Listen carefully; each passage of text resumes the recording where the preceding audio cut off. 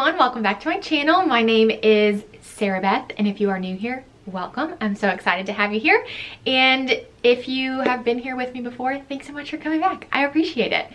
So one of my most frustrating things about book recommendations and having people tell you what their favorite books are, all that kind of stuff, is that one, books are so subjective, just like most other art forms in the world. So it can be so hard to know if a book that somebody else likes is one that you're gonna like.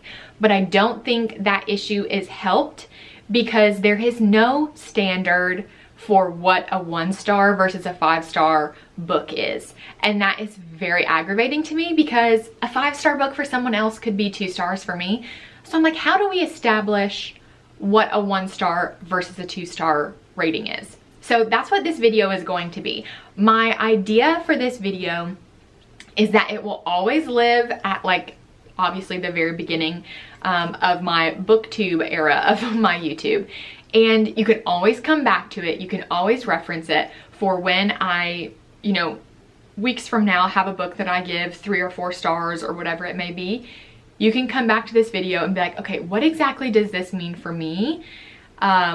Or like for me as I'm rating it, and then you as a viewer, okay, do I think that aligns, like based on the other things that she mentioned, do I think that that is something that I would enjoy? So I'm just gonna lay out a very basic, very like personally descriptive concept of what my 5-star rating scale is, just so you guys have like a base for understanding my thought process with books.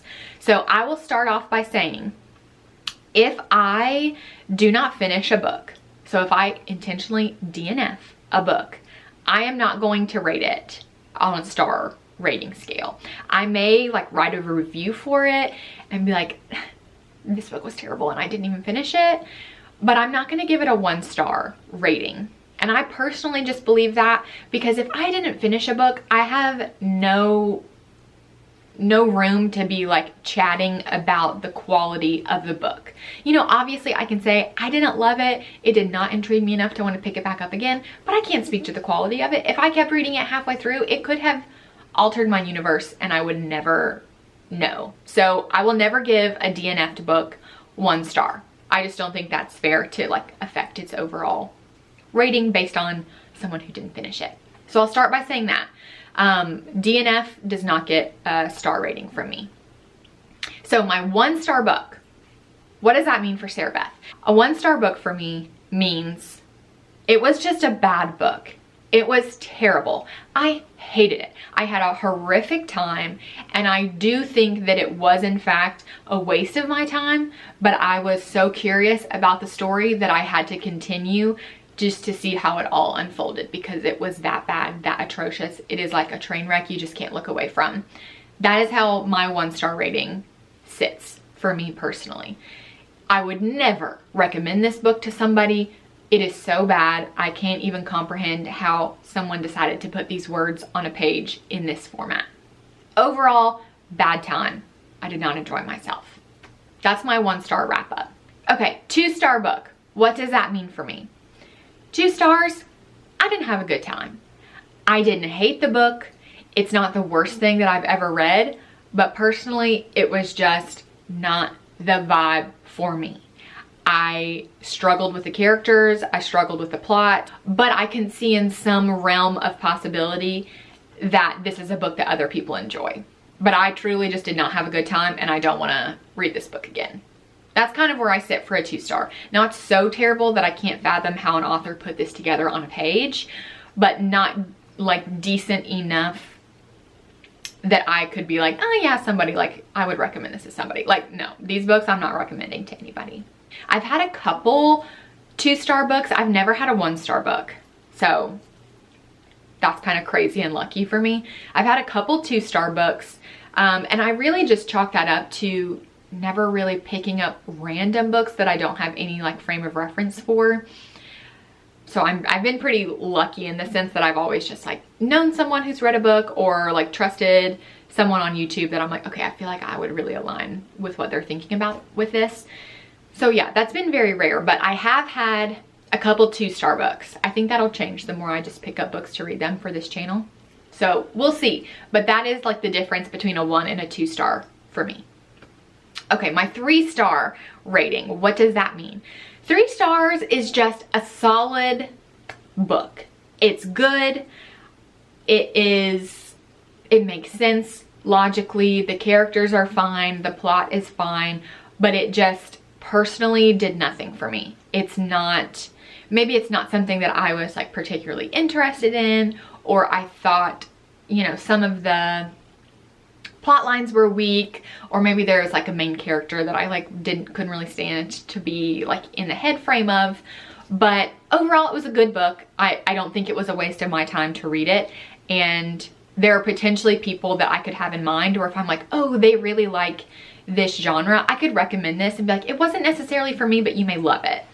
That's how I feel about a 3-star. Totally in the middle, solid, good book, but maybe just not for me personally, or I found a couple of flaws in it that I just like couldn't really get past to give it a 4 stars. My 4-star book. This is where a lot of the books that I have read tend to fall. I've had plenty of 3-star books, but a lot of mine fall in that 4-star range. And what does 4 stars mean for me? That is a great book. A great book that I had such a good time reading. I will be interested in maybe reading this book again down the line, but I'm not like pressed for it. I'm so glad that I picked it up. It was a good book. These are going to be my go-to recommendations. Like if someone is like, oh, Sarah Beth, what should I read? I can like boom, boom, boom, pop out a list of my 4-star reads. And I'm like, I think most people could agree upon the fact that these are solidly good books. Yeah, this is just like, it's so good. You're gonna love it. Even if it's not your favorite book of all time, it's gonna be a good time. You're gonna enjoy it and you'll be happy that you read it. That's where I kind of land with 4 stars. And it's that, like I said, a lot of my books tend to end up here. And then my 5-star rating. These are books that have altered the chemistry of my brain. These are books that I feel a personal attachment to. These are books that have changed my outlook on life in some capacity. These are books that feel like I lived inside of them and experienced what was happening in that book or in that place. I can like feel what it feels like to be in that book. You know what I'm saying? Like it impacted me so deeply that I have nothing else to give it but 5 stars. I know some people do like a 6-star, but I'm like, what's the point of having a 5-star scale if you're just gonna give a 6-star? So I don't do that. 5-star is like my best, most impactful, change the course of my life, how I think, perspective on the world. It stays with me and I will read these books over and over and over again for the rest of time. Like I love these books. They're better than great. They are nearly perfection for me. That is my 5-star read. That doesn't mean everybody else's is, but that is how I view a 5-star read. And these are books that I, of course, want everyone to read, and I would recommend them to so many people, but I'm also hesitant because I feel protective over them, and I love them so much that when I see one of my 5-star books on Goodreads that gets like 3 stars from somebody, I'm like, what? How is that possible? And I get defensive and I start questioning the other person involved. So that is why I'm like hesitant to recommend those books to people if I feel like there's any chance that they're not going to just absolutely love it. Because books do feel personal for me and I love it. So yeah, that's kind of a good, solid establishment of my 5-star rating scale. And I hope that is helpful for you guys to get a frame of reference for what is going on in my brain as you continue to watch my videos. That's it for this video. Thank you all so much for watching, and I look forward to seeing you guys in my next videos. See ya!